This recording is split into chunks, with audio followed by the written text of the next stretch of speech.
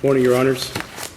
As you've already mentioned, my name is Ricardo Sanchez, and I'm here to appeal the denial of my amended motion to vacate because my motion was timely and presented colorable entitlement for relief. I'm relying in the case of Law, which holds that a motion is timely as long as it doesn't raise any additional grounds for relief. My amended motion raised the same grounds for relief, fraud upon the court to cure their lack of standing. Both motions seek relief under 1.540B3, and both motions allege fraud upon the court. The amended motion specifically alleges that the plaintiff misrepresented to the court that they were in possession of the original note when they were not. The proof that they never possessed the original note is in the different versions of the note that were presented. The fact that there is no note showing the cancellation thereof, and the testimonies of Sharon Harper, Michelle Sjolander regarding the practices and procedures of the bank with respect to these loans. And I was granted leave to show some demonstrative evidence. And I have the original of what's on the boards. Would you like to see that or no? Okay. No, counsel. Great.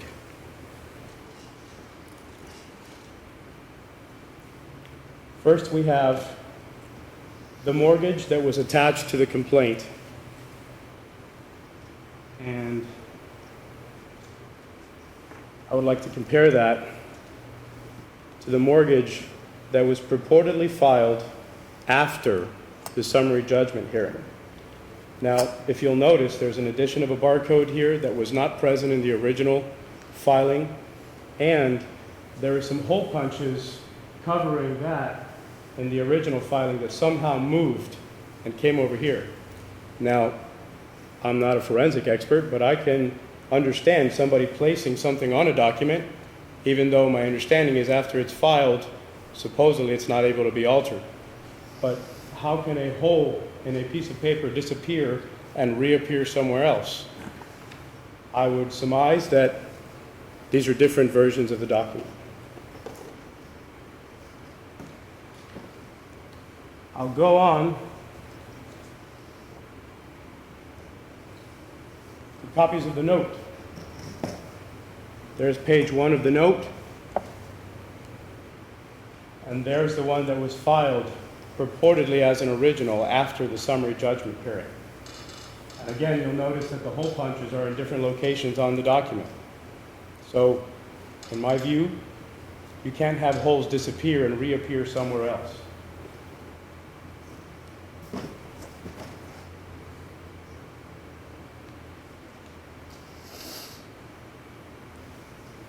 Page 2 of the note, the one filed with the complaint,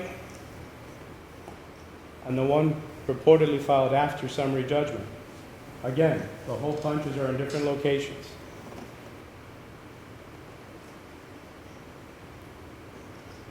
And finally, the most important page of the note is the one that was filed with the complaint, lacked an endorsement.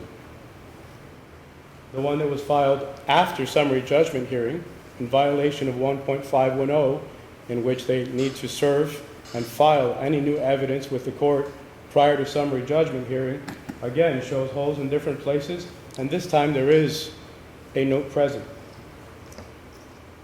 Sharon Harper testified in my case that the bank received possession of the note 4 days after closing. And their procedure at that time, under deposition of people from the bank, was that they would receive the document, they would image it, and then they would send it off to the vault, where it would have a stamp placed upon it and placed in the vault. If the original document that was in that vault is what was used to attach to the complaint, then why did it not have an endorsement?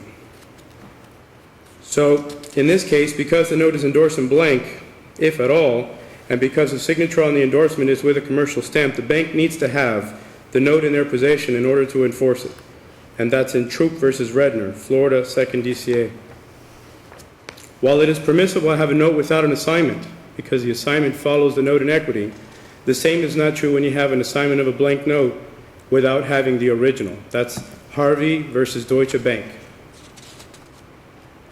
2011, 4th ECA. Secondly, I'm appealing the denial of the original motion to vacate based on a defective assignment. The evidence in the hearing provided a preponderance. Counsel, or Mr. Sanchez, if you wish to reserve some time, you have about 1 minute. Wow. Okay. No problem. I'll speed up. 1 minute. The evidence in the hearing provided preponderance of evidence that the assignment was effective. The proof was introduced through the testimony of my expert witness, Andrew Venezia, that the assignment was defective because it showed MERS as the assignor instead of the nominee. And Your Honorable Judge Rothenberg, I remember yesterday, was questioning the verbiage of a contract for a malpractice case about being safe kept. So the word nominee can never have the same meaning as the word assignor. Those two are completely different, and that was not there. And I even have an affidavit from the notary that was purportedly there when this assignment got executed, stating that she has no records of this ever occurring. I was not introduced in the circuit because I didn't have that at that time, but that's just the way it is. Finally, I'm appealing the affirmation of the summary judgment. It's improper where the affidavits are missing. For example, the affidavit of reasonable attorney's fees was not executed until the day of the hearing in Hillsborough County, then filed 7 days, I believe it was 7 days later. Copy of the original note was not present at the summary judgment hearing or served prior. And in the case of Servideo, the court held that error in granting final summary judgment of foreclosure where appellee failed to file with the court a copy of the original note and mortgage prior to the entry of judgment. Counsel, thank you. Or Mr. Sanchez, thank you. So I take these down now? Yes, please. Thank you very much.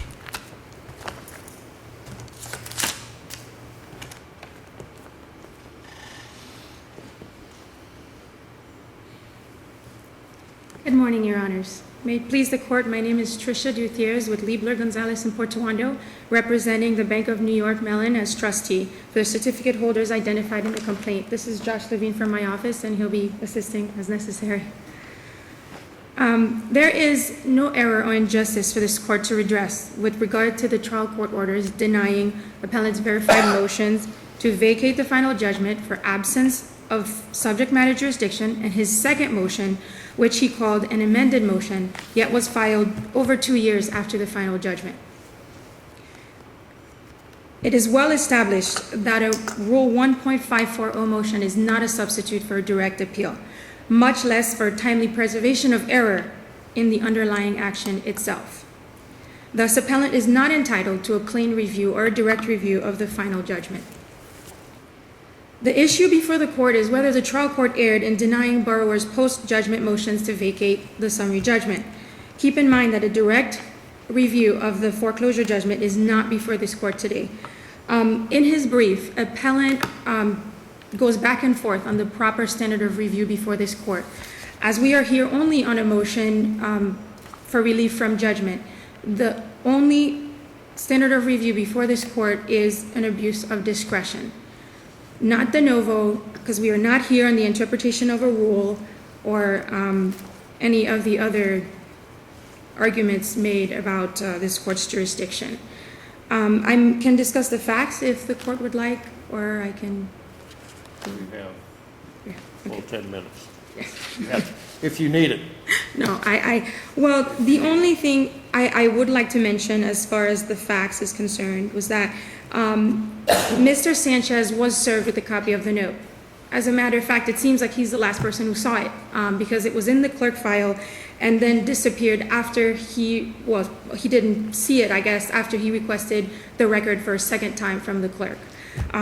We filed a notice with this court that the clerk actually gave us, or the trial court gave us an affidavit saying that the note was in fact filed and it was in the record, but it disappeared. And as a matter of fact, there's a new administrative order asking counsel not to file notes anymore. And I would also like to object to the statements about the notary, which is not before this court as it was not presented to the trial court. With regard to the verified amended motion to vacate, it was properly denied. because it was over 2 years after the final judgment.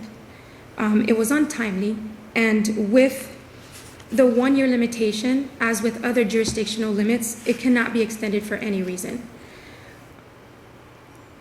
In addition, the amended motion did not relate back, as it was on completely different grounds.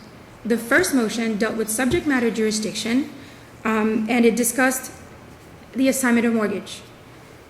The second motion dealt with a completely different argument regarding standing. If the court finds that procedurally the second motion is not time barred, then on the merits, Mr. Sanchez did not demonstrate a colorable claim for relief. A final judgment may only be set aside on the limited grounds articulated in 1.540. Included in those grounds are newly discovered evidence and fraud. However, it has to be a colorable claim, and he did not make one. The issue of the assignment of mortgage is irrelevant, as the second district as he cited in Troop and also in Riggs, an assignment of mortgage is not necessary when we're talking about standing to enforce a note. And so, counsel, you seek affirmance. I'm sorry. You seek affirmance. Yes, I do. Seek affirmance. Thank you. Mr. Sanchez, you have 2 minutes. Thank you, Your Honor. The motion for extension was treated as an answer and ignored by appellee. This is one of the things they allege in their brief. I have 4 fax confirmations of that motion for extension initially being served upon the plaintiff at that time, and a UPS delivery as well. The summary judgment version of the note was not properly served, and there is no record of that in the record. The affidavit of attorney's fees somehow was executed in Hillsborough County the morning of my 8:30 hearing and then filed 6 days later. The 2 versions of the notes defy the laws of physics. I can see how something can be placed on a document, but not where holes disappear and reappear somewhere else. And the non-existence of the original note. This is the first time I've been in any proceeding since this started where the file is actually present. In both of the prior hearings, the file was never in the court, even though I requested the file 3 days prior to the last hearing. And I just want my day in court. I want to be able to have a judge look at the evidence and determine whether somebody is holding a blank check of mine. Because since it's endorsed, supposedly, it's like a blank check. It's like me having written a $700,000 check to pay back a loan, and it's somewhere in the open stream of commerce. How can I be sure that someone else is not going to claim against my note because it's in the open stream of commerce with a check written in blank? As we know, the assignment follows the mortgage in equity. And as Judge Shepard very well articulated in the Rogers case, there was no testimony from anybody except this one person at the bank that had never seen the note, had never inspected the note, which is the same in my case if you review the transcript. As for the banks... Thank you. Mr. Sanchez, you've used your time. Thank you. Thank you. I think the motion should, the ruling should be reversed and remanded. Thank you very much for your time. Thank you, Mr.